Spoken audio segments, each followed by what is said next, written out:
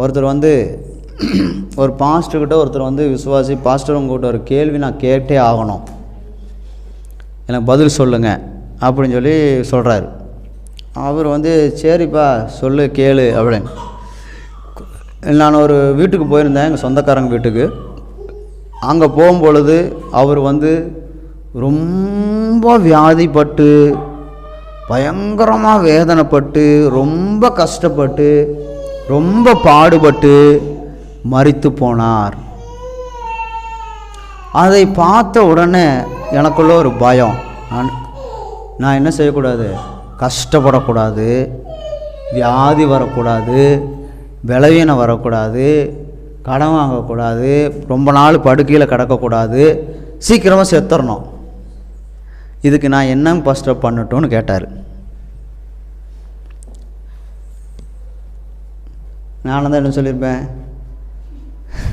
Phenyl இது மூட்டைப்பூச்சி மருந்து வாங்கி குடிச்சிட்டா என்ன செஞ்சிடலாம், சீக்கிரம் செத்துடலாம், வியாதி வராது, சண்டை வராது, போராட்டம் வராது, சீக்கிரம் செத்துடலாம். சரி, அந்த பாஸ்டர் கொஞ்சம் நல்ல பாஸ்டராக இருக்கிறதுனால அவர் வந்து என்ன சொல்லிட்டாருன்னா, சரி நான் ஒரு காரியத்தை சொல்கிறேன், அதை செய்யு.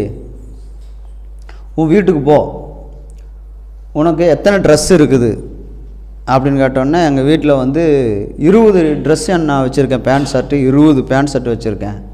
சரி, அதில் ரொம்ப பழசானதை அதை எடுத்து என்ன செஞ்சிடும், ஒன்றா எரிச்சு போட்டுரு, இல்லைன்னா எங்காவது குப்பையில் போட்டுரு அப்படின்னு சொல்லி சொன்னோன்னே, இது ஒரு பெரிய விஷயமா, ரொம்ப பழசானதை தானே போட சொல்கிறாரு, இது பெரிய விஷயமானு நம்ம விசுவாசி வீரமாக போனார்.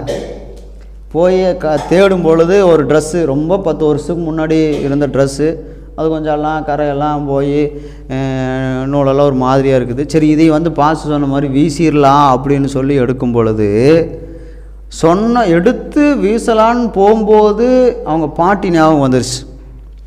அவங்க பாட்டி என்ன செஞ்சாங்கன்னா, ஆசையாக பர்த்டேவுக்கு வாங்கி கொடுத்தது.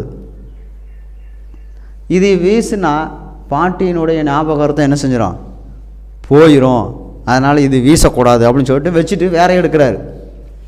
இப்படி ஒவ்வொன்றா எடுக்கும்போது, இது வந்து நான் கிஃப்ட் கொடுத்தது, எனக்கு நண்பன் கொடுத்தது, இதை நான் வீசக்கூடாது அப்படின்னு சொல்லிட்டு ஒவ்வொன்றா பார்க்கும்போது ஒரு ட்ரெஸ்ஸையும் அவனால் என்ன செய்ய முடியல, வீசவே முடியல. வந்தார், திரும்பி வந்தார், பாஸ்டர் என்னை மன்னிச்சிருங்க பாஸ்டர். ஏன்ப்பா, என்னப்பா ஆச்சு? எங்கிட்ட இருக்கிற ட்ரெஸ்ஸை என்னால் வீச முடியல, எங்கள் பாட்டியினுடைய ஞாபகார்த்தமாக, என் ஃப்ரெண்டுடைய ஞாபகார்த்தமாக கிஃப்ட்டு கொடுத்தது, அதெல்லாம் ஞாபகார்த்தமாக நான் வச்சுருக்கேன் பாஸ்டர், என்னால் வீச முடியல. அப்போ சொன்னார், ஒரு ட்ரெஸ்ஸவே உன்னால் வீச முடியலையே, நீ எப்படி இந்த உலகத்தை விட்டு உன் இருதயத்தில் இருக்கிற இந்த உலகத்தை எடுத்து வீசிட்டு நீ இயேசுவுக்குள்ளே இடம் கொடுக்க முடியும்? இயேசுவுக்குள்ளே நீ எப்படி இயேசு உனக்குள்ளே வர முடியும்? அவர் உன் இருதய கதவை தட்டி கொண்டு நிற்கிறார். நீ அவர் வரணும்னா இது எல்லாத்தையும் எடுத்து வீசணும், ஆனால் ஒரு ட்ரெஸ்ஸு கூட உன்னால் என்ன எடுத்து வீச முடியவில்லை என்று சொல்லி அவர் சொன்னார். அல்லேலூயா. உன் கோபத்தை எடுத்து வீச முடியுமா? உன் எரிச்சலை எடுத்து வீச முடியுமா? உன் அகங்காரத்தை எடுத்து வீச முடியுமா?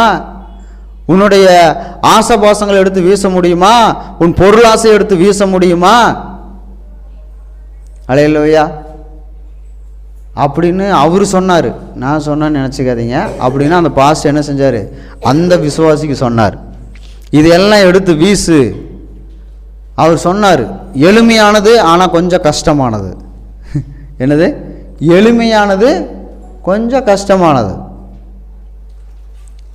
அப்போது நம்முடைய வாழ்க்கையில் நாம் எடுத்து வீச வேண்டியதை வீசினா சுகத்தோடு வாழலாம், பலத்தோடு வாழலாம், ஆரோக்கியமாக இருக்கலாம். அல்லேலூயா.